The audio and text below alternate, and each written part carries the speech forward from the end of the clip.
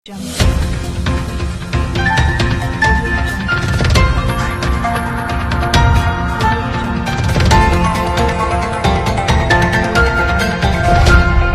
बताओ राहुल जी ने किसानों का प्रोग्राम रखा है। किसान का पूरे हिंदुस्तान में परेशान है और मोदी जी को ये काला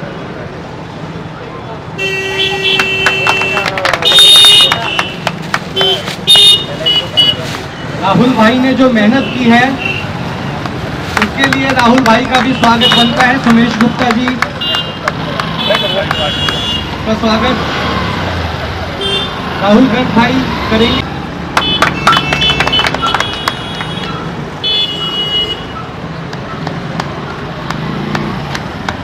बाबू भैया चला रही है। हटा दे बेटा, निकाल देना उसे। अरे भाई नागर जी राहुल भाई का स्वागत करेंगे। अशोक शहरावत जी राहुल भाई का स्वागत करेंगे। ललित भाई राहुल भाई का स्वागत करेंगे।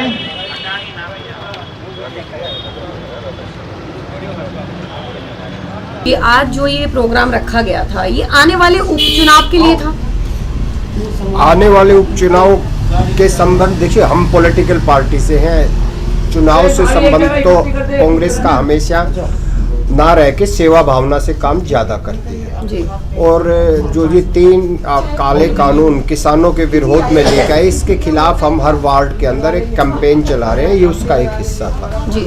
और हर डिस्ट्रिक्ट के अंदर हम एक बड़ी पदयात्रा निकालेंगे और मोदी जी को ये समझाने की कोशिश करेंगे कि जो आप ये काम कर रहे हैं ये लोगों की भावनाओं के खिलाफ है। आप इन 3 कानूनों को वापस लें।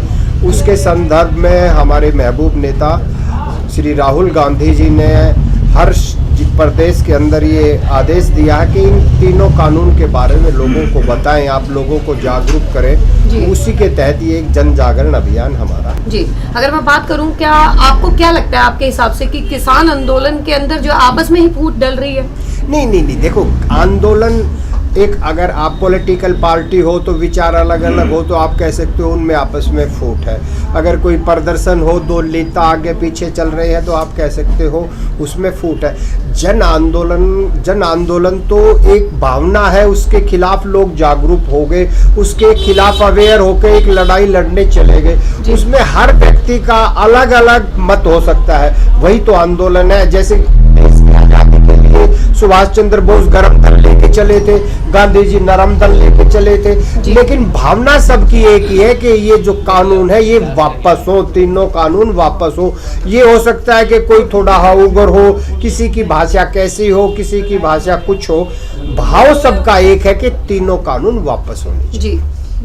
आप लोगों ने पूछा सदन में ये बोला गया था अभी पिछली मीटिंग में कि कांग्रेस पार्टी को राहुल गांधी के अलावा जो है कोई मजबूत दावेदार जो है, मजबूत अध्यक्ष जो है वो पेश करना चाहिए। तो आपको क्या लगता है आपके हिसाब से कि राहुल गांधी जो है वो मजबूत नहीं है? वो एक्चुअली इसलिए बोलता है ना, वो राहुल गांधी जी से डरते हैं। उनको पता है कि राहुल गांधी इतने मजबूत नेता हैं, राहुल गांधी जी एक्टिव होंगे, राहुल गांधी जी कांग्रेस का नेतृत्व करेंगे तो इनकी जड़ें हिल जाएंगी जी। इसलिए वो बोलते हैं, इसलिए पूरा IT सेल, पूरी मीडिया, सब कुछ उन्होंने उनके पीछे लगा रखा है। पूरे नेता राहुल जी के पीछे लगा रखे हैं। इनका बड़े से बड़ा नेता आज के टाइम रविशंकर प्रसाद जी को ले लो, जावड़ेकर जी को ले लो, किसी को भी ले लो, वो सुबह से शाम तक राहुल जी के पीछे ही लगे रहते हैं क्योंकि वो राहुल जी से डरते हैं। राहुल गांधी जी एक ऐसे नेता हैं, उनको पता है इस देश को किस चीज़ की जरूरत है। इस देश में गरीबी है, भूखमरी है, बेरोजगारी है, उस पर काम करना चाहते हैं। राहुल गांधी जी जात, धर्म, मजहब, मंदिर, मस्जिद इस पे काम करना नहीं चाहते। राहुल गांधी जी जो बुनियादी देश की जरूरत है उन पे काम करना चाहते हैं, इसलिए डरते हैं। राहुल गांधी जी पूंजीपतियों के पिट्ठू नहीं है। अगर मैं बात करूं बजट की, तो बजट से जो है वो काफी लोग जो है वो निराश थे। हालांकि अभी जो पहला सत्र और दूसरा सत्र भी जो है वो उसका आना है, लेकिन फिर भी लोगों में एक नाराजगी दिखी। मैडम आप देखिए, जब से सरकार आई है कोई भी बजट आज तक गरीब के, मिडिल क्लास के हक में नहीं आया। कांग्रेस कभी भी बजट लेके आती थी, कांग्रेस के टाइम का इतिहास उठाकर देख लिए, वो बजट की जो शुरुआत करती थी नीचे एक झोंपड़ी से करती थी, फिर मिडिल क्लास, फिर अमीर तक पहुंचती थी, नीचे से चल के ऊपर तक पहुंचती थी, सबका ध्यान रखती थी कांग्रेस। ये सिर्फ एक पूंजीपतियों की सरकार है, उन्हीं के लिए काम करते हैं, वो बाकी किसी के लिए काम नहीं करते जी। आने वाले उपचुनाव में कांग्रेस पार्टी अपने आप को कहां पे देखती है? क्योंकि देखा जाए तो दिल्ली जो है राज्य सरकार भी है और केंद्र सरकार भी जो है वो भी है उपचुनाव के अंदर। आज राज्यसभा और केंद्र सरकार का चुनाव नहीं है, आज दिल्ली में 5 वार्डों का चुनाव है जी, जो 5 वार्डों का जो चुनाव है ये जनता का चुनाव है। जनता इन लोगों से बिल्कुल ऊपर तक बढ़ चुकी है, इनके कारनामों से, इनके कामों से। बहुत बहुत देश के ऊपर संकट आए, कोरोना महामारी देश के अंदर आई जी, उसमें देखा, इन दोनों पार्टियों को देखा, ठीक है, केंद्र में बैठी बीजेपी मोदी सरकार को देखा, जिन्होंने इतना घिनौना काम किया जो कि कभी देश के अंदर नहीं होना चाहिए था। उन्होंने एकदम लॉकडाउन कर दिया। आज देश के अंदर हमारे 70% लोग ऐसे हैं जो सुबह कमाते हैं, शाम को खाते हैं जी। वो इन लोगों ने अपने घर तक जाने के लिए भी इन लोगों को इतना टाइम नहीं दिया कि अपने घर तक पहुंच जाएं, अपने गांव तक पहुंच जाएं। इन लोगों ने कई किलोमीटर तक पैदल पदयात्रा कर और इनको कई रास्ते में पानी की सुविधा तक नहीं मिली। उस टाइम भी कांग्रेस परिवार के सिपाही, मैं तारीफ नहीं कर रहा कांग्रेस की, उस टाइम भी कांग्रेस परिवार का एक सिपाही रोड पे लगा हुआ था। एक भावना थी कि हमारे देश की जनता, हमारे देश, लेकिन आज 80 दिन से ऊपर हो गया है, किसान बॉर्डर के ऊपर बैठे हुए हैं। किसानों, कांग्रेस पार्टी ने घेराव मार्च, इतने आंदोलन कर लिए, इतने बार कांग्रेस पार्टी जो है वो इन कानूनों के खिलाफ भी खड़ी हुई, लेकिन अभी तक कानून जो है वो रद्द क्यों नहीं हुए? हमारा देश गुलाम था, आज़ाद नहीं था, तब भी हमने गोरों से, अंग्रेजों से बड़ी ताकतें लड़ाई, बड़ी उनसे मार कटाई करी, हम मरे, ठीक है ना, जब हमारा देश आज़ाद हुआ। तो ऐसे ही ये आज चोर हैं हमारे देश के अंदर। इन चोरों से भी, ये चोर एकदम मानने वाले नहीं हैं, इन चोरों से हम लड़ाई लड़ेंगे, किसानों के साथ खड़े हैं और खड़े रहेंगे। किसान का पसीना होगा और कांग्रेस के एक सिपाही का खून किसान के लिए हम बहा देंगे। ये आज देश की बात है, किसान की बात नहीं है। अगर हमारे देश के किसानों के साथ आज अनदेखा होता है, आज अगर हमारे देश के किसान की बात नहीं सुनी जाती है, तो इसमें हमारा देश, पूरा देश बर्बाद हो जाएगा। उसमें व्यापारी हो, उसमें छोटा दुकानदार हो, उसमें महिला हो, उसमें युवा हो, उसमें मजदूर हो, देश हमारा सुरक्षित नहीं बचेगा। हमें किसान आंदोलन की जगह इसको जन आंदोलन बनाना है, हमें जन जन तक ये बात पहुंचानी है। और ये किसान अपनी लड़ाई नहीं लड़ रहा है, ये अफगानिस्तानी नहीं है। जो ये इन्होंने लाल किले पे जो ड्रामा कराया 26 जनवरी को, शर्म आनी चाहिए इस मोदी सरकार को कि जहाँ पर चिड़िया भी अपनी मर्जी से पर नहीं मार सकती, वहाँ पर ऊपर लोग पहुँच गए। वो सब लोग इनके बीजेपी के लोग थे। लेकिन जो मुख्य आरोपी है उसको तो कल गिरफ्तार कर लिया गया।